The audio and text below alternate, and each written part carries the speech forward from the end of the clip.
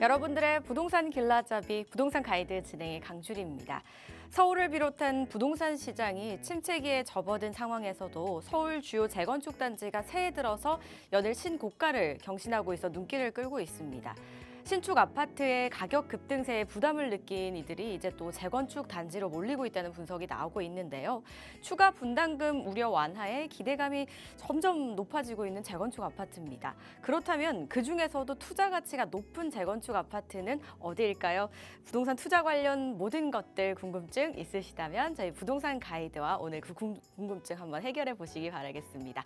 방송 보시다가 부동산 관련해서 고민 있으시거나 해결이 필요한 문제 있으시다면 저에게 전화 또는 문자 주시면 되겠습니다.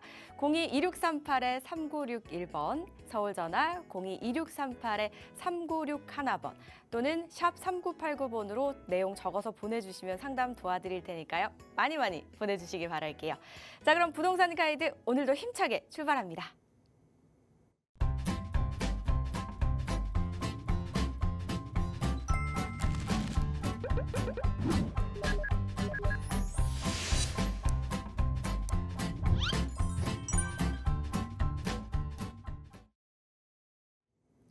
부동산 가이드 목요일 투자 길잡이 되어주시는 분 바로 만나보셔야겠죠? IM 부동산 연구소의 정재엽 소장 자리하셨습니다. 어서 오세요, 소장님. 네, 안녕하세요. IM 부동산 연구소의 정재엽 소장입니다. 새해가 밝은 지 얼마 되지도 않았는데 바로 다음 주면은 설날이네요. 이제 시청자 여러분들 모두 새해 복 많이 받으시고요. 오늘도 부동산 가이드 힘차게 달려보도록 하겠습니다. 오늘도 알차게 꽉꽉 채워서 한번 보내보도록 하겠습니다. 그리고 이제 명절을 앞두고 있지만 명절에도 게을리할 수 없는 게 투자 공부, 재테크 공부가 아닐까 싶거든요. 이럴 때 혼자 고민하시기보다는 좀 활용해 보실 수 있는 자리 있어서 안내해 드릴게요. 소장님, 어디죠? 네, 저희가 이제 세미나를 준비하고 있는데요.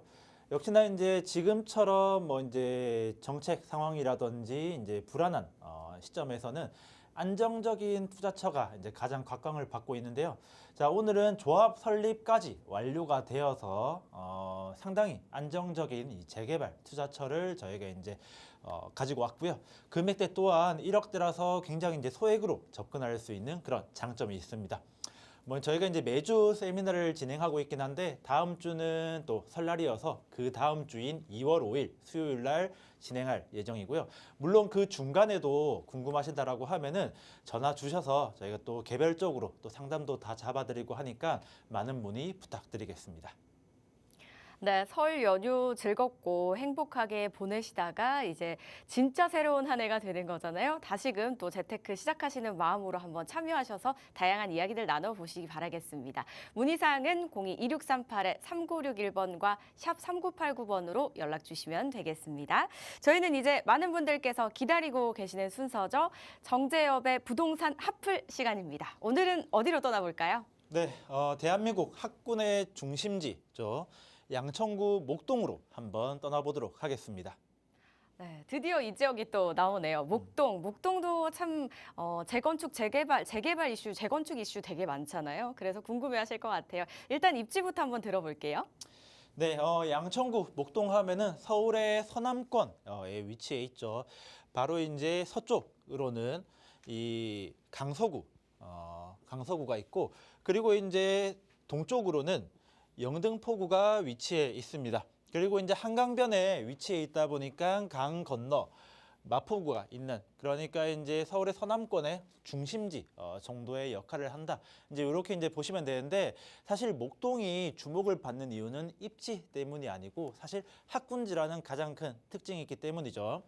자, 목동이 이런 대한민국 이제 학군의 중심지, 강남 다음으로 이제 꼽는 학군지로 이제 탄생된 이 역사적인 배경에 대해서 잠깐 이해하고 가실 필요가 있습니다. 목동 같은 경우에는 여기가 한 1980년대, 80년대 후반에 86 아시안 게임이라든지 88 올림픽 게임 이전에 서울에 이제 오는 많은 이제 관광객들이 이제 이 김포공항을 따라서 도심지로 쭉 들어오잖아요. 이제 그 중간에 대한민국의 수도 서울의 발전된 모습을 보여주기 위해 2차로 이제 계획된 계획 도시 중에 하나입니다.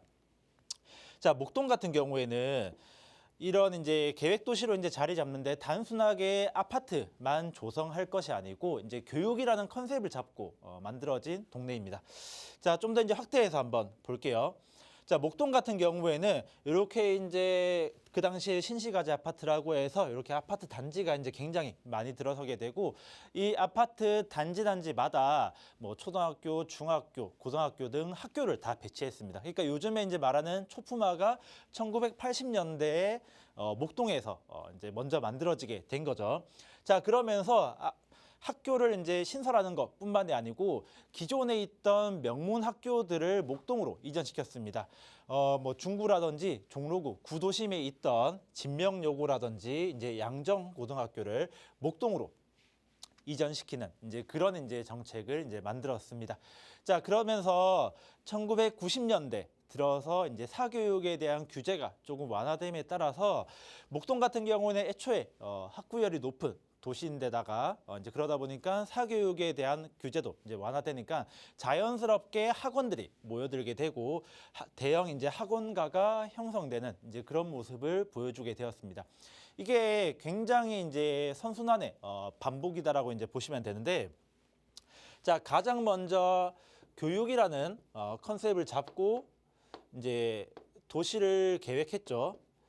자, 이렇게 이제 도시를 계획한 다음에 이 명문학교를 이전했고요. 자, 명문학교를 이전하고 이제 사교육에 대한 어떻게 보면 열풍이 또 시작됨에 따라서 학원가들이 굉장히 이제 많이 형성이 되고, 자, 학원가까지 형성이 잘 되고 하다 보니까 이 학업에 대한 성취도가 굉장히 높아졌습니다. 그러니까 이제 목동이 이제 학업에 대한 성취도가 이제 높아지고 학군이라든지 학원가가 잘 형성이 돼 있으면 어떤 일이 벌어질까요?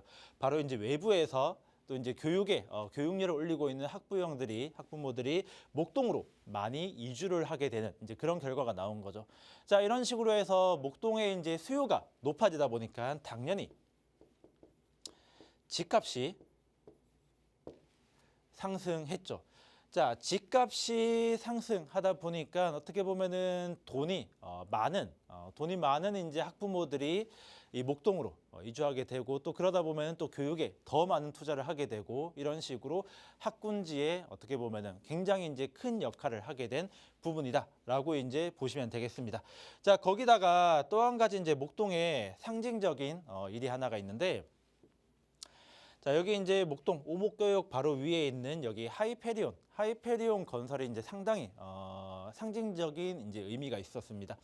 자, 하이페리온이 2003년도에 준공되었는데 이 당시에 최고 높이 69층으로 대한민국에서 가장 높은 건축물이었습니다. 물론 뭐 다음에 타워 팰리스가 건설되면서 이제 그 어떻게 보면 타이틀이 뺏겼긴 하지만은, 자, 2003년도 당시에 강남도 아니고 그렇다고 이제 뭐 여의도도 아니고 또 이제 뭐 명동이라든지 중심 도심지도 아닌 이 목동에 가장 높은 이제 건축물이 들어섰다라는 거는 상당히 이제 상징적인 의미를 가지는 거고요. 이 하이페리온이 들어오면서 목동의 뭐 부동산, 교육, 문화 여러 가지 모든 것들이 다 한 단계 더 업그레이드되는 이제 그런 상징적인 일이 있었다라고 이제 보시면 되겠습니다.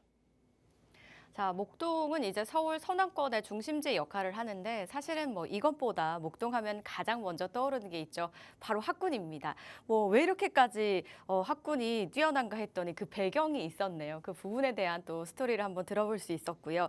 여기 이제 80년대 후반에 지어진 아파트들, 신시가지 아파트들이 줄줄이 있는데 최근에 이제 재건축으로 굉장히 관심을 많이 받고 있잖아요. 그래서 많은 분들이 목동으로 이사 갈까 고민하시는 분들도 계실 것 같고, 내가 가지고 있는 아파트가 어떻게 될까 생각하시는 분들 계실 것 같은데 최근에 좀 어떻게 진행이 되고 있을까요? 네, 목동에는 총 14개 신시가지 아파트 단지들이 있습니다.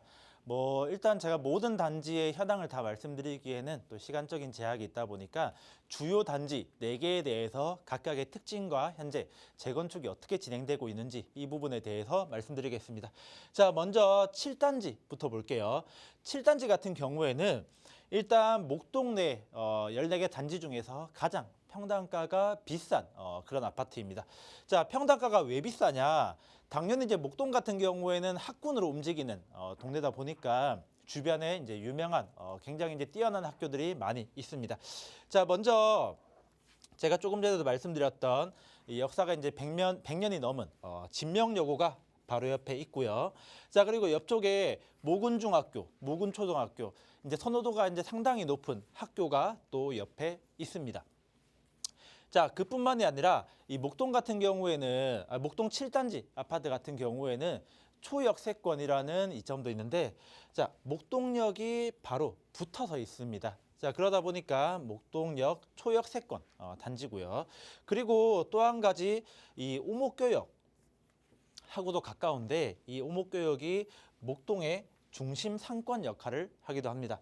자, 여기 오목교역 바로 위에 현대백화점 보이죠? 여기가 이제 방금 전 말씀드렸던 하이페리온이 있는 건물입니다. 자, 목동 같은 경우에는 이 하이페리온을 중심으로 모든 이제 상권이 형성돼 있다라고 보시면 되는데, 자, 여기 현대백화점하고 주요 상권 그리고 이마트까지 있으면서 목동 7단지는 상당히 뛰어난 주거 환경을 가지고 있습니다. 그리고 당연하게도 영어교육 중심으로 학원가 또한 굉장히 잘 형성이 되어 있고요.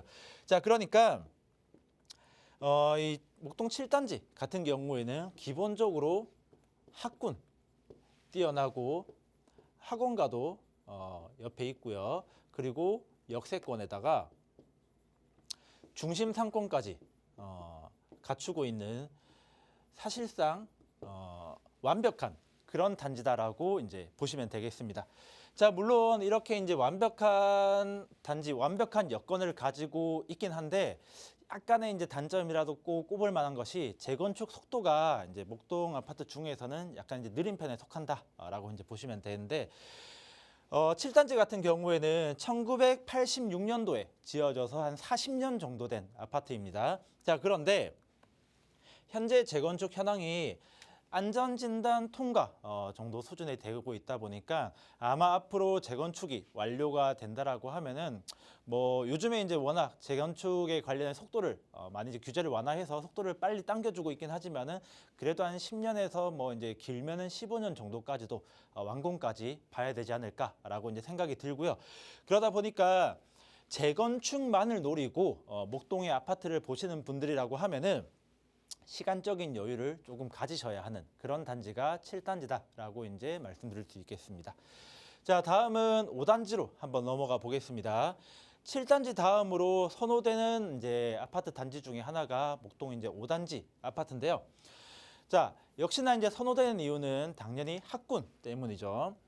자, 바로 옆에 양정고등학교, 그러니까 진명여고와 같이 이제 명문학교로 이전된 양정고등학교가 옆에 있고요. 또 옆에 경인초등학교, 양정중학교 등 이제 목동 내에서 또 선호되는 학교들이 인근에 있습니다. 그리고 학원가 또한 굉장히 잘 형성이 되어 있는데, 목동 5단지 옆에 여기 공원 하나 보이실 겁니다. 지금 파리공원이라고 되어 있는데 이 공원 인근으로 이렇게 해서 학원가들이 굉장히 크고 넓게 형성이 되어 있습니다. 자, 그러니까 이제 학군과 학원가가 이제 형성이 잘 되어 있는 그런 이제 교육적으로 굉장히 이제 뛰어난 그런 이제 단지가 5단지라고 보시면 되는데, 자, 그런데 이런 5단지에도 이제 단점이 하나가 있습니다. 바로 이제 역하고의 거리가 굉장히 이제 좀 멀다라는 건데, 5단지 같은 경우에는 역하고 내려가려면 여기 밑으로 쭉 내려가야 됩니다. 이 길 따라 이제 쭉 내려가면은 오목교역이 나오게 되는데 이 역까지 거리가 900m 정도 걸립니다. 그러니까 이제 목동 5단지 중에서 여기 앞쪽 전면부에 위치한 단지들 같은 경우에는 그나마 도보권으로 조금 이용이 가능한데, 여기 이제 뒤편에 위치한 단지들 같은 경우에는 뭐 도보로 지하철역은 조금 이용하기 힘든 이제 그런 단점이 하나가 있습니다. 또 재건축 현황을 보면은 7단지와 마찬가지로 1986년도에 준공이 되어서 현재 안전진단 통과 상태입니다. 그러니까 재건축이 완료될 때까지는 아무래도 좀 시간적인 그런 여유가 필요하다라는 겁니다.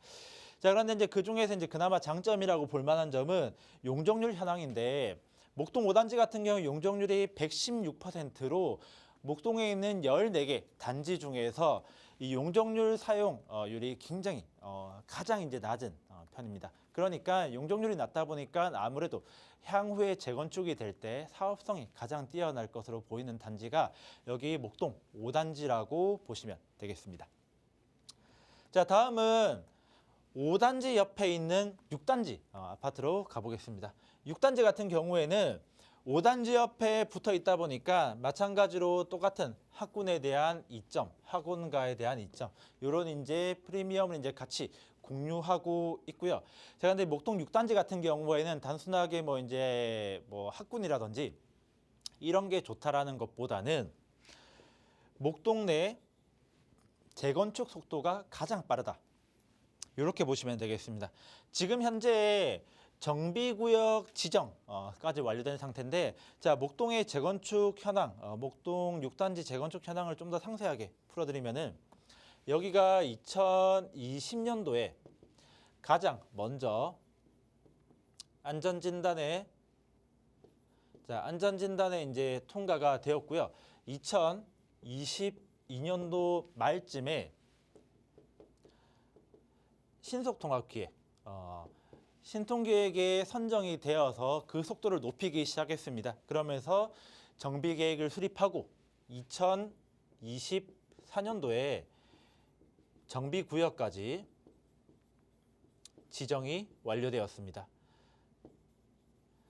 자, 이 재건축이라는 게 사실 지금 빠르다라고 해서 앞으로도 계속해서 영영 빠르다라는 보장은 없긴 하지만은 현재 계획상으로 볼 때 목동 6단지는 재건축 속도가 일단 가장 빠르기도 하고요. 자, 거기다가 이제 추가적으로 2028년도쯤에 착공, 2032년에 준공을 목표로 하는 단지입니다. 자, 그러니까 목동에서 목동 이제 재건축을 노리고 이제 투자하시는 분들이라고 하면은 일단 현재 그 속도가 가장 빠르고 또 준공이 이제 가시권에 들어있는 이제 그런 단지이기 때문에 선호도가 높은 그런 단지다라고 말씀드릴 수 있겠습니다. 자, 마지막으로 14단지 말씀드릴게요. 자, 목동 14단지는 행정구역상으로는 목동이 아니라 일단 신정동으로 분류가 되고요. 일단 세대수가 3,100세대로 목동 이제 단지들 중에서 가장 큰 세대수를 이제 가장 큰 규모를 자랑하고 있습니다. 자, 목동 14단지 같은 경우에는 6단지 다음으로 빠른 속도를 보여주고 있는데, 일단 뭐 진행 현황에 대해서 비교를 한번 해보자면은 보통 재건축 이제 초기 단계 중에서 정비 계획이라는 거를 수립하고요. 자, 그 다음에 정비 구역을 지정합니다. 자, 이 정비 구역이 지정된 다음에 그 다음에 조합 설립 절차에 들어가는데, 방금 말씀드렸던 6구역 같은 경우에는 정비 구역이 지정이 된 이제 그런 상태고 조합 설립을 앞두고 있는 거고요. 14단지 같은 경우에는 현재 정비 계획이 수립이 되고 정비구역 지정을 이제 기다리고 있는 그런 단계입니다. 그러니까 이제 6단지 비교해서 한 단계 정도, 그러니까 이제 뭐 시간적으로 따지면은 6개월에서 1년 정도 차이가 나는 이제 그런 단지다라고 이제 보시면 되는데, 물론 뭐 보는 시각에 따라서 재건축 뭐 진짜 15년, 20년 걸리는 이 재건축 사업에서 뭐 6개월에서 1년 정도면은 그 차이가 뭐 사실상 거의 없다라고 이제 보시는 분도 있지만은, 일단 현재 단계는 이렇다라고 이제 보시면 되겠습니다. 자, 이 재건축 규모 또한 이제 워낙 이제 세대수가 크다 보니까 규모 또한 이제 굉장히 큰데, 자, 현재 3,100세대, 기존에 3,100세대 정도인 아파트를 약 한 5,200세대, 그러니까 이제 세대수만 2,100세대 정도 이제 증가시키고요. 현재 최고 높이 35층 인 아파트를 49층까지 올리는 그런 계획을 가지고 있습니다. 자, 그러다 보니까 나중에 이제 재건축이 완료가 되더라도 가장 목동에서 가장 큰 규모를 자랑하는 이제 그런 단지가 14단지라고 보시면 되겠습니다. 네, 총 14개의 단지가 있는데 그중에서 이제 4개 단지의 각각의 특징을 한번 짚어주셨습니다. 보니까 다들 장단점이 좀 명확하게 가지고 있네요. 이 부분 잘 참고해 보시고 한번 또 비교를 해 보시기 바라겠습니다. 그런데 목동이 사실 지금도 이미 충분히 너무 좋잖아요. 근데 앞으로 더 좋아져요, 소장님? 네, 목동의 미래 이제 물어보시는데 목동의 미래를 한마디로 표현하자면은 조만간 이제 제2의 전성기가 찾아올 것이다. 이렇게 이제 말씀드릴 수 있을 것 같아요. 사실 목동은 지금도 이제 굉장히 뛰어난 동네입니다. 자, 이렇게 1단지부터 14단지까지 제가 전부 다 표현을 한번 해봤는데요. 이 전체 모든 단지를 합쳐서 무려 이제 2만 6천 세대 정도 됩니다. 자, 거기다가 이제 학군이라는 이제 그런 굉장히 특수한 이제 누구도 가지지 못한 이점을 이제 같이 갖추고 있다 보니까 어떻게 보면은 강남 외의 지역에서 이 정도로 높은 가치를 지니는 지역은 이제 굉장히 드문 그런 게 이제 목동이다라고 이제 보시면 되는데, 자, 그런데 목동 같은 경우에는 전부 다 이제 이 모든 단지들이 80년대 후반쯤에 이제 지어져서 지금 대부분 40년이 넘은 그런 굉장히 오래된 아파트입니다. 자, 이게 지금도 이제 목동이 굉장히 좋지만은 주거 트렌드라는 거는 사실 아파트는 계속해서 노후화되는 거고 또 새 아파트들이 들어오면은 이제 주거 트렌드가 계속 바뀌어 나가는 부분이 있다 보니까 만약에 목동이 이제 재건축이 진행되지 않고 그대로 노후된 도시로 남아 있다라고 하면은 지금 현재 학군이 아무리 좋더라도 나중에 10년, 20년 후에는 어떻게 될지 모르는 그런 부분이 있거든요. 자, 그런데 지금 목동 같은 경우에는 다행히도 용적률이 대부분 한 120%대 상당히 이제 용적률 사용량이 낮습니다. 자, 그 말은 뭐냐? 나중에 재건축이 진행이 되었을 때 사업성이 굉장히 높다라는 이런 장점이 되는 거죠.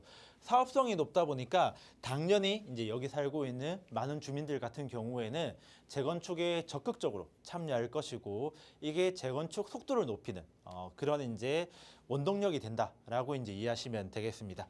자, 그러니까 목동 같은 경우에는 다행히도 기존에 지어질 때 용적률이 상당히 이제 낮게 지어져 있기 때문에 앞으로 재건축 속도를 더 높일 것이고, 그렇기 때문에 지금 이제 40년 넘은 아파트들이 이제 다른 지역에 이제 뒤처지지 않고 발전에 개발에 이제 성공해서 나중에 이제 미래의 제2의 전성기를 찾아올 것이다. 이제 이렇게 이제 말씀드릴 수 있을 것 같고요. 자, 목동 같은 경우에는 물론 이제 1단지부터 14단지까지 14개의 단지가 있다 보니까 이게 한 번에 진행되지도 않고 순차적으로 진행이 되어서 시간적으로 이제 조금 소요가 되겠지만은, 자, 지금 현재 기존에 2만 6천 세대 정도 있다고 했죠. 이 2만 6천 세대가 모두 재건축이 완료가 되면은 5만 세대는 넘게 들어올 겁니다. 그러니까 사실상 신도시가 건설이 되는 거죠. 자, 그런 부분들을 기대해 보면서 이 목동의 이제 미래 가치를 이제 평가해 볼 수 있겠습니다. 연식이 좀 오래된 아파트들이 많다 보니까 뭐 지역의 가치는 높으나 노후도가 높아서 이 부분이 좀 해결이 된다면 제2의 전성기를 맞이할 것이다라는 말씀을 전해주셨습니다. 이렇게 목동 재건축에 대한 이야기를 저희가 좀 들어봤는데요. 14개 단지를 진행해야 하는 만큼 할 이야기가 정말 방대할 것 같아요. 그리고 뭐 목동 말고도 서울 내에서 또 진행이 되는 재건축이나 뭐 재개발 굉장히 많잖아요. 목동만큼 좋은 가치를 지니고 있는 곳이 있을까, 이런 부분 궁금하실 분들 많으실 것 같거든요. 그런 분들은 이 자리 한번 참석하셔서 활용해 보시기 바라겠습니다. 양재동 인근에서 진행이 되는데요. 설 연휴 지나고 난 다음인 2월 5일 수요일 오후 1시에 진행이 된다고 합니다. 주제는 지금 화면을 통해 나가고 있습니다. 평소에 뭐 재개발, 재건축에 관심 있으셨던 분들이거나 또는 올 한 해 내가 부동산 재테크만큼은 전략을 제대로 한번 짜보겠다, 어떻게 짜면 좋을까요? 궁금하신 분들 참석하셔서 다양한 이야기 나눠보시기 바랄게요. 문의사항은 02-2638-3961번과 샵 3989번으로 많은 연락 주시기 바라겠습니다. 그리고 방송 보시다가 저희가 또 방송 중에도 시청자분들의 궁금증 해결에 도움 드리고 있잖아요. 역시나 마찬가지로 같은 번호입니다. 02-2638-3961번과 샵 3989번으로 지금부터 연락 주시기 바랄게요. 저희는 상담 본격적으로 시작해 보겠습니다. 먼저 문자로 한번 만나볼게요. 8827님이 보내주셨는데요. 모아타운 초기 지역은 너무 불안하고 그래도 이제 선정된 곳 위주로 투자처를 좀 찾고 있는데요. 마포구 망원동 모아타운이 있더라고요. 한강변 바로 앞이라서 나중에 한강 조망도 나올 것 같은데 투자 전망 괜찮을까요? 라고 보내주셨습니다. 재개발에 관련된 질문입니다. 마포면은 기대할 만하지 않나요, 소장님? 네, 마포 이제 굉장히 좋죠. 자, 그리고 이제 시청자분처럼 이제 생각하시는 분들이 이제 굉장히 많은데, 보자. 이 재개발이라는 게 사실 굉장히 조금 이제 정권도 많이 타고 또 이제 시기적인 이제 그런 부분들이 이제 굉장히 많이 타긴 합니다. 자, 그러다 보니까 이 지금 현재 국내 정치 상황도 굉장히 불안하고 또 거기다가 또 이제 국외 상황까지 굉장히 이제 불안한 부분이 있죠. 자, 그러다 보니까 이 재개발의 뭐 초기 단계, 그러니까 이제 초기라고 하면은 뭐 선정 전에 선정을 위해서 동의서를 진구하고 있는 이제 그런 단지들에 투자하기에 상당히 불안한 거 아니냐라고 생각하시는 분들이 많습니다. 그러니까 이제 구체적으로 예를 들어서 지금 모아타운이라든지 신속통합 이런 거 이제 많이 진행하잖아요. 자, 근데 만약에 뭐 정권이 바뀌고 예를 들어서 뭐 이제 뭐 시장이라든지 뭐 이런 부분들이 다 이제 교체가 된다라고 했을 경우에 지금 진행하고 있는 이 모든 사업들이 다 무산이 되는 게 아니냐. 이제 그런 식으로 그렇게 이제 걱정하시는 분들이 굉장히 많습니다. 물론 제 개인적인 이제 생각으로는 뭐 서울 내 공급량이 항상 이제 부족하기 때문에 아무리 이제 정권이 바뀐다 하더라도 재개발이라든지 재건축을 장려하는 이런 정책은 이제 꾸준하게 계속될 것이다라고 이제 생각은 하지만은 어쨌든 이제 투자를 하시는 분들 같은 경우에는 또 안정적인 부분들을 많이 원하시기 때문에 이 모아타운의 이제 초기 단계보다는 차라리 돈을 조금 더 주더라도 선정된 곳에 들어가는 게 어떠냐, 이런 식으로 이제 생각하시는 분들이 굉장히 많습니다. 자, 물론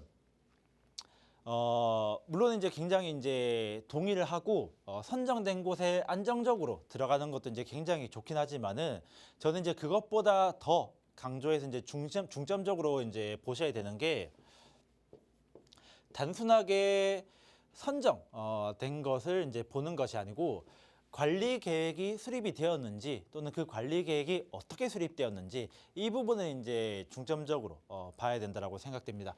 자, 그럼 이 관리 계획이 뭐냐? 여기에 설명드리자면은 관리 계획은 모아타운의 단계 중에 하나인데 일단 모아타운이 먼저 선정이 되면은 그 다음에 관리 계획이라는 거를 수립하게 됩니다. 자, 이 관리 계획이 수립된 다음에 그 다음에 조합 설립 절차에 들어가게 되고요. 자, 그럼 이 관리 계획은 무엇이고 도대체 이제 어떤 영향을 주느냐? 굉장히 이제 크고 중요한 영향을 줍니다. 자, 관리 계획 그러니까 이제 재개발 이제 진행이 될 때 재개발에서 가장 중요하게 보는 점, 이 대부분 다 종상향. 종상향이 되냐 안 되냐 이 부분을 이제 상당히 중요하게 봅니다. 그러니까 예를 들어서 보통 이제 이런 모아타운이 진행되고 있는 곳이라고 하면은 주거지, 그러니까 2종 일반 주거지역으로 되어 있는데 이 2종 일반 주거지역이 3종 일반 주거지역으로 종상향을 받을 수 있냐, 그러면서 종상향 받으면서 용적률이라든지 층수에 대한 인센티브를 얻을 수 있느냐, 이 부분에 이제 가장 중점적으로 보는데 그게 관리계획 수립에서 결정이 난다라는 겁니다. 물론 이제 이 이외에도 뭐 저는 이제 주로 이제 그림을 그린다라고 표현을 많이 하는데 이렇게 이제 구역이 있으면은 뭐 도로는 어떤 식으로 낼지, 공원은 어디다 설치할지, 뭐 기부 채널은 어떤 식으로 할지 이런 부분들이 다 관리계획에서 이제 수립된다. 그러니까 모아타운이든 뭐 이제 재개발 관련해서 관리 계획에서 이제 굉장히 큰 부분을 결정한다. 이제 이렇게 이제 보시면 됩니다. 자, 망원동 시청자분께서 이제 망원동 모아타운을 물어보셨는데 제가 이제 관리계획 수립, 관리계획의 중요성에 대해서 이제 굉장히 오랫동안 설명을 드렸잖아요. 자, 그 이유가 있는데 사실 이제 이 망원동 모아타운 이쪽인데 굉장히 좋습니다. 입지가 한강변 바로 앞에 있죠. 보시는 것처럼 아파트 완성되면은 한강뷰 충분히 나올 수 있고요. 또 6호선 망원역 또 이제 도보권으로 충분히 갈 수 있고 여기 바로 위에 망원시장 또 있으면서 어떻게 보면은 상권도 잘 형성이 되어 있습니다. 자, 그런데 문제는 이 망원동 모아타운이 제가 아까 말씀드렸던 관리계획 수립 단계에서 종상향을 제대로 받지 못했습니다. 자, 여기가 현재 2종 일반 주거지역 7층 이하 이렇게 이제 되어 있는데 이게 종상향을 받기는 받았는데 3종 일반 주거지역으로 받은 게 아니고 그냥 2종 일반 주거지역이 된 겁니다. 그러니까 이제 층수에 대한 규제만 없어졌지 용적률 인센티브는 못 받았다라는 소리입니다. 자, 거기다가 이제 서울시에서 발표한 계획도에 따르면은 이 망원동 모아타운 최고 층수가 18층밖에 안 됩니다. 자, 그러니까 이제 한강뷰가 잘 안 나오는 이제 그 정도 이제 층수가 되는 거죠. 망원동 그러니까 이제 한강변이라는 가장 굉장히 이제 좋은 입지에 2종 일반 주거 지역으로 종상향도 제대로 못 받았고 층수도 18층까지밖에 못 올라간다라는 거는 굉장히 아쉬운 부분이다라고 이제 보는 거죠. 그렇기 때문에 사업성도 많이 떨어지겠죠. 어쨌든 종상향을 받아야지 그 용적률 인센티브로 일반 분양분이 늘어나고 이 사업성이 올라가는데 어쨌든 2종 일반 주거지역밖에 안 되다 보니까 그 한계점 때문에 어쨌든 간에 이제 사업성이 굉장히 떨어지게 되는 이제 그런 부분인 거죠. 자, 그러니까 여기 이제 해당되는 주민들 같은 경우에는 종상향도 제대로 못 받고 층수도 낮다 보니까 과연 이 사업을 계속 해야 되는지에 대한 그런 의문도 이제 가질 수 있는 거고요. 설령 진행을 한다라고 해도 사업성이 떨어지기 때문에 분담금이 이제 올라갈 수 있는 이제 그런 부분이 있겠죠. 자, 그러니까 이 망원동 모아타운 같은 경우에는 관리 계획이 약간 좀 아쉽게 나온 부분들 때문에 이런 식으로 이제 진행이 될 것으로 뭐 볼 수 있다라고 이제 말씀드리는 거고요. 이 관리 계획 수립이 정말 이제 중요한 것 중에 하나가 다른 지역 비교 한번 해드리면은 둔촌동이 있습니다. 자, 올림픽파크 포레온 옆에 있는 둔촌동 모아타운이 있는데 이 둔촌동 모아타운이 이 망원동 모아타운하고 똑같이 관리 계획 수립까지 완료가 된 그런 단계입니다. 그런데 여기가 2종 일반 주거지역 7층 이하. 그러니까 망원동하고 이제 동일했거든요. 자, 그런데 이게 여기는 3종 일반 주거 지역으로 종상향을 받았습니다. 자, 그러니까 이제 한 2단계 정도 종상향을 받은 거죠. 그러면서 최고 층수가 38층까지 올라갈 수 있는, 그러니까 이제 층수도 굉장히 높아지고 또 사업성 또한 상당히 이제 좋게 되는 이런 식으로 이제 나오게 된 거죠. 그러니까 관리 계획이 어떻게 수립이 되냐에 따라서 이 모아타운의 좀 운명이 갈릴 수 있는 그런 부분이다라고 이제 말씀드릴 수 있고요. 자, 물론 이 망원동 한강변에 위치해 있기 때문에 굉장히 이제 입지적으로 좋습니다. 그리고 이제 마포구라는 또 이제 지역적인 프리미엄도 있기 때문에 입지적으로 이제 좋은 지역인 것은 분명하나 어쨌든 종상향을 못 받은 그런 아쉬운 점이 있기 때문에 사업성은 다소 떨어질 수 있는 이제 그런 구역이다라고 말씀드릴 수 있겠습니다. 자, 종합적으로 말씀드리면은 어쨌든 이제 이 시청자분을 비롯해서 TV를 보시는 다른 이제 시청자분들도 모아타운이 선정된 지역에 조금 이제 안정적으로 투자하고 싶은 마음을 가지고 계신 그런 분들 굉장히 많습니다. 자, 그런데 이제 모아타운이 단순하게 선정이 되었냐 말았냐 이제 이 부분만 볼 것이 아니고 관리 계획이 수립이 되었고 이 관리 계획이 어떻게 수립이 되었냐, 종상향을 받았는지, 이제 또 기부 체납이라든지 이런 조건은 어떻게 됐는지 이 부분을 잘 살펴보고 투자를 해야지 좀 더 성공적인 투자가 될 수 있을 것이다. 이렇게 이제 정리해드리도록 하겠습니다. 예, 문의 주신 이제 망원동 모아타운은 종상향을 조금 제대로 받지 못해서 아쉬운 부분이 있다라는 말씀을 주셨거든요.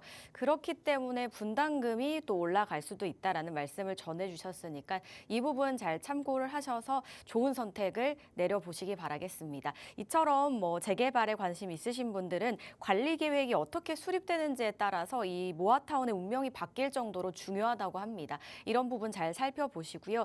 또 지역이 좋다고 해서 무조건 되겠지라는 생각보다 선택 전에 돌다리 한번 두들겨 보시면 어떨까 싶습니다. 그 돌다리 전문가와 함께 또 이야기 나눠보시기 바랄게요. 저희는 계속해서 다음 문자 이어가겠습니다. 0196님이 보내주셨어요. 4년 전 송파구 방이동 원룸 오피스텔을 매입했습니다. 당시에는 시세 차익이 많이 나올 거라고 해서 그걸 기대하고 전세를 끼고 갭 투자를 했는데 최근 인근 부동산에 연락을 해보니 상황이 별로 좋지 않은 것 같더라고요. 빨리 매도하고 싶은데 어떻게 해야 될까요? 라고 보내주셨습니다. 송파구 지역 되게 좋은데 오피스텔은 어떨지 궁금하네요. 빨리 매도 가능할까요? 네, 여기 방이동 먹자골목 인근 이쪽에 이제 오피스텔 매입하신 것 같은데 조금 이제 안타까운 말씀을 드려야 되는 게 지금 이제 시청자분께서 빨리 매도하고 싶다라고 했는데 현실적으로 봤을 때 지금 여기 방이동 쪽에 있는 오피스텔 매도하기에는 쉽지 않은 상황이다라고 말씀드릴 수 있겠습니다. 일단 오피스텔 같은 경우에는 서울 전체적으로 굉장히 이제 시장이 침체돼 있는 것도 있고요. 지금 방이동 같은 경우에는 공급 과잉입니다. 자, 방이동에 굉장히 이제 많은 오피스텔들이 지어졌는데 여기가 입지가 사실 굉장히 좋습니다. 8호선, 9호선, 그리고 2호선 세 개의 지하철역을 이용할 수도 있고, 자, 거기다가 이제 송파구청 이쪽에 이제 업무타운들까지 굉장히 이제 지리적으로 좋은 이제 이점이 있는 그런 동네다 보니까 한 뭐 4, 5년 전, 한 5, 6, 7년 전부터 해서 송파구에서 이쪽 방이동 먹자골목 쪽을 좀 더 활성화시킬 목적으로 건축 규제를 풀면서 오피스텔들이 굉장히 많이 우후죽순 들어선 이제 그런 부분이 있습니다. 그러다 보니까 공급이 굉장히 많이 됐고 지금도 안 팔려서 한 2, 3년째 공실로 남아 있는 오피스텔들이 많을 정도로 공급이 굉장히 이제 많아진 그런 상태라고 이제 보시면 되겠습니다. 자, 그렇다라고 해서 좀 이제 뭐 희망이 없냐? 또 이제 그렇지 않은 게 한 가지 생각해 볼 만한 카드가 하나 있습니다. 자, 바로 이제 월세 전환에 대해서 한번 진지하게 고려를 한번 해보셔야 되는데, 자, 오피스텔 같은 경우에 시청자분도 지금 이제 갭 투자, 자, 갭 투자로 이제 들어오셨는데 지금 만약에 이제 시청자분을 비롯해서 이제 오피스텔을 매도하려고 하는 사람들, 갭 투자로 이제 매입을 해서 이걸 이제 팔고 싶은 사람들 같은 경우에는 이 다음에 내 집을 사줄 사람이 어떤 생각을 가지고 있는지 이 부분을 이제 판단을 해야 되는데, 사실 지금 갭 투자돼 있는 오피스텔 같은 경우에는 매수자 입장에서 살만한 이유가 사실 없습니다. 자, 왜냐?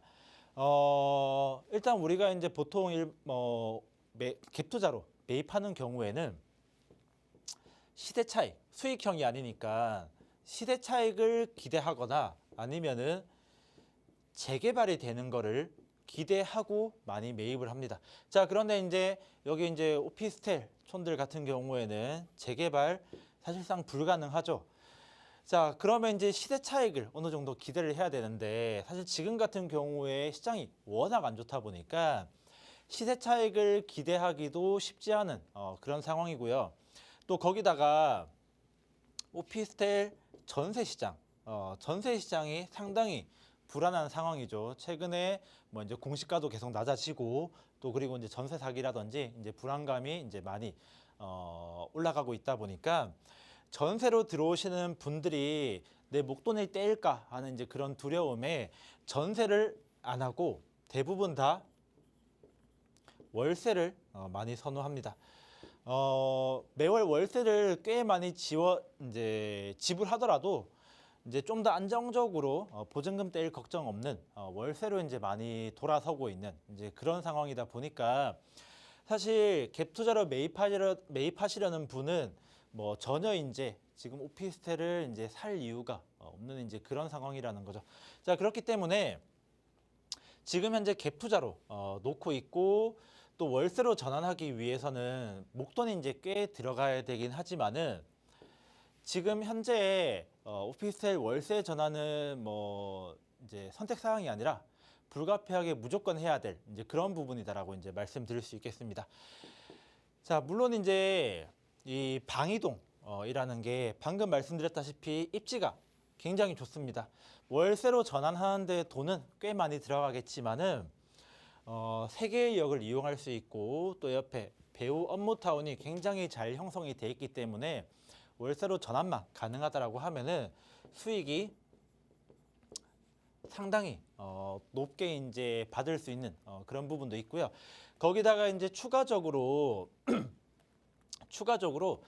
뉴스 보셨을 수도 있는데 뭐 모건스탠리라든지 외국계 자본들이 서울에 있는 오피스텔들을 통으로 매입을 해서 이 월세 사업 이제를 시작했습니다. 최근에 길동에 있는 오피스텔을 모건스탠리가 통으로 매입을 해서 지금 이제 진행을 하고 있는데, 자, 이러면은 덩달아 전체적인 이제 월세 가격이 올라갈 가능성이 있습니다. 자, 그러니까 입지도 좋고 또 이제 수요도 탄탄한 이제 그런 지역에다가 월세로 전환을 하면은 어쨌든 간에 최대한 수익률을 높이고 그동안에 좀 이제 손실을 본 부분들을 또 월차임을 통해서 메꾸면서 나중에 수익률이 좋으면은 또 이제 이런 이제 월세 수익을 기대하고 오피스텔 매입하려는 분들한테도 이제 팔 수 있으니까 어쨌든 간에 이제 지금 갭 투자로 매입하셔가지고 굉장히 이제 마음고생을 많이 하고 있지만은 뭐 차라리 대출을 좀 더 활용하는 한이 있더라도 최대한 수익형 오피스텔로 전환을 해서 그 다음에 매도하시는 것이 이제 좀 더 현실적인 부분이다라고 이제 말씀드리겠습니다. 예, 방이동은 현재 이제 공급 과잉 외에도 여러 문제점들이 좀 혼재가 되어 있는데 그래도 입지가 워낙 좋다 보니까 월세로 전환을 한다면 좀 길이 있지 않을까라는 그런 생각이 들었거든요. 이 부분 참고해 보시고요. 상담 내용 도움 되셨으면 좋겠습니다. 자, 이렇게 부동산 관련해서 다양한 궁금증 가지고 계신 분들 최선을 다해서 상담 도와드리고 있습니다. 방송 중에 상담 원하시는 분들 있으시다면 02-2638-3961번과 샵 3989번으로 지금 바로 연락 주시기 바랄게요. 저희는 계속해서 다음 문자도 만나보겠습니다. 이번엔 1258님이 보내주셨는데요.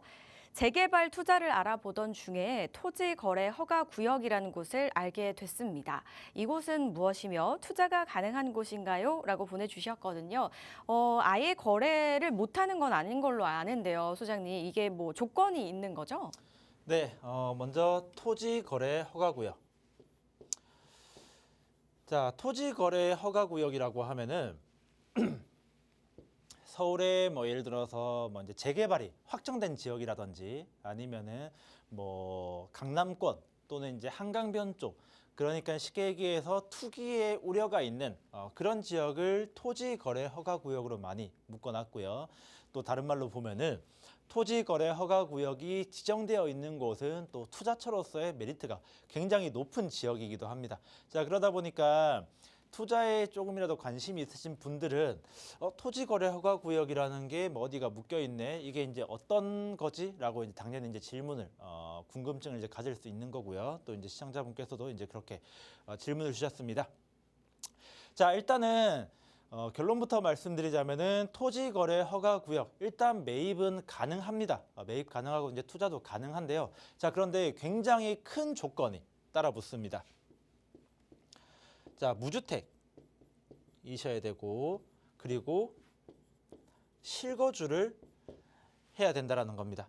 자, 그러니까 이제 토지 거래 허가 구역 내에 위치한 집을 매입하려고 하면은 지금 현재 내가 뭐 또는 이제 나를 비롯해서 내가 이제 같이 속해 있는 세대원 모두가 무주택이거나 아니면은 기존의 집에 기존에 이제 살고 있는 집을 매도를 해서 이제 무주택이 될 예정인 그런 사람만이 실거주를 목적으로 매입할 수 있는 곳이 이제 토지거래 허가구역이다라고 이제 보시면 되겠습니다. 자, 토지거래 허가구역 같은 경우에는 매입 절차, 이제 투자 절차에 대해서 이제 말씀드리자면은 말 그대로 허가를 받아야 됩니다. 자, 누구한테 허가를 받아야 되냐?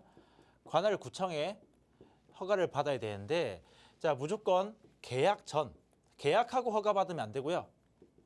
계약 전에 이제 허가를 받아야 되는데, 계약 전에 구청에다가 토지거래 허가 신청서라는 거를 작성해서 들어가게 됩니다. 자, 거기다가 이제 뭘 정리라고 하면은 무슨 목적으로 내가 매입을 하고 언제 매입을 할 거고 뭐 이제 어떤 사유가 있는지 이제 그런 식으로 상세하게 소명하는 이제 그런 이제 서류를 작성해서 들어가야 되는데, 자, 사실 이제 뭐 구청에 이제 문의를 해보면은 정말 불가피한 사유가 있으면은 꼭 무주택의 실거주가 아니더라도 토지거래 허가가 이제 가능한 이제 그런 부분이 있다고 하는데, 사실상 뭐 현실적으로 봤을 때 그런 사례는 거의 찾아보기 힘들고, 무주택이고 무주택 예정이거나 이제 실거주 목적일 때만 어쨌든 이 허가가 나온다. 이제 그렇게 이제 이해하시면은 되겠습니다.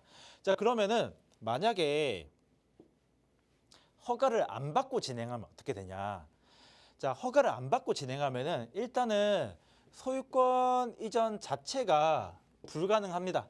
자, 우리가 이제 계약을 하고 잔금을 칠 때쯤 되면은 이 소유권 이전이라는 것을 진행하는데, 소유권 이전 진행할 때 이 토지거래 허가구역 같은 경우에는 이 토지거래 허가증이라는 게 이제 나오는데, 이 허가증이 없으면은 애초에 등기소에서 이 소유권 이전 자체를 받아주지 않습니다. 자, 그러니까 허가를 받지 않으면은 아무리 뭐 계약하고 잔금을 다 준다라고 해도 이전 자체가 불가능하다라고 이제 보시면 되는 거고요. 자, 그리고 이제 만약에 처음에 무주택의 실거주 목적을 가지고 매입을 한다 하더라도 최초의 목적과 다르게 뭐 전세를 준다든지 이 목적과 다르게 이용을 하게 될 경우에는 과태료가 부과되는데, 보통 이제 매입한 가격의 10%가 이행강제금, 이행강제금으로 이제 부과가 되는 거고요. 자, 이 목적 자체는 2년간 유지를 해야 됩니다. 자, 그러니까 매입을 하고 2년 동안은 무조건 실거주 의무를 이제 가져야 되고요. 만약에 2년 안에 실거주 안 하고 뭐 전세 준다든지 뭐 그렇게 하면은 이행강제금, 매입한 가격의 10%에 해당하는 이제 금액이 이행강제금으로 이제 부과된다. 이제 그렇게 이제 보시면 되겠습니다. 자, 근데 최근에 기사에서 뭐 상당히 좀 주목할 만한 것이 하나가 나왔죠. 이 서울에 있는 토지거래 허가구역을 해제하겠다. 해제하겠다라는 기사가 떴습니다. 물론 어디까지 해제할 것이냐, 그러니까 그 범위라든지 시점 이런 게 이제 아직 나온 건 아니지만은 이 해제를 한다라는 이제 발표가 나왔다 보니까 많은 이제 투자자분들이 주목하고 있고, 또 이제 토지거래 허가구역으로 묶인 지역 같은 경우에는 일단 기본적으로 투자에 메리트가 있는 뭐 재개발이 확정이 되었다든지 아니면 이제 최상급지라든지 이런 부분들이 있다 보니까 지금 시청자분께서 토지거래 허가구역에 이제 관심을 가지고 있으니까 이런 부분도 해제가 어떤 식으로 진행될지 요것도 이제 끝까지 한번 눈여겨 보시고요. 만약에 이제 해제가 완료된다라고 하면은 어쨌든 굉장히 이제 투자에 메리트가 있는 지역들이 이제 매물로 확 풀릴 수 있으니까 좋은 기회가, 또 투자를 생각하시는 분들은 또 좋은 기회가 될 수 있는 그런 부분이지 않을까, 그렇게 이제 정리해 보도록 하겠습니다. 예, 투기 우려가 있는 지역을 많이 설정을 해놨는데요. 그만큼 이제 투자 가치가 높다는 얘기겠죠. 토지거래 허가구역을 이제 거래를 하려면 계약 전에 관할구청의 허락을 받아야 한다고 합니다. 왜 매입하려는지 소명 자료를 또 상세하게 내야 되고요. 무주택의 2년 실거주 조건도 붙는다고 하니까 이 부분 잘 참고를 해보시기 바라겠습니다. 그리고 허가를 받지 않고 이제 매입을 하게 되면 소유권 이전이 불가능하다는 부분도 참고해 보시고요. 그리고 얼마 전에 또 또 토지거래 허가구역을 이제 풀겠다, 해제하겠다 이런 기사도 있었잖아요. 만약에 이게 이루어지면 어떻게 우리가 전략을 세우면 좋을지 이런 부분까지도 한번 공부를 해보시면 좋을 텐데요. 이런 자세한 이야기는 또 세미나 참석하셔서 한번 나눠보시면 어떨까 싶습니다. 지금 양재동 인근에서 설 지난 이후에 수요일 날 진행하고 있거든요. 참고해보시고 022638-3961번과 샵 3989번으로 문의 주시기 바라겠습니다. 저희는 여기서 인사드릴게요. 저희 방송에서 제공하는 정보는 투자 판단에 대한 조언일 뿐 해당 부동산의 가치, 상승과 하락을 보장하지 않는다는 점 기억해 주시기 바랍니다. 저희는 내일 다시 찾아뵐게요. 시청해주신 여러분 고맙습니다.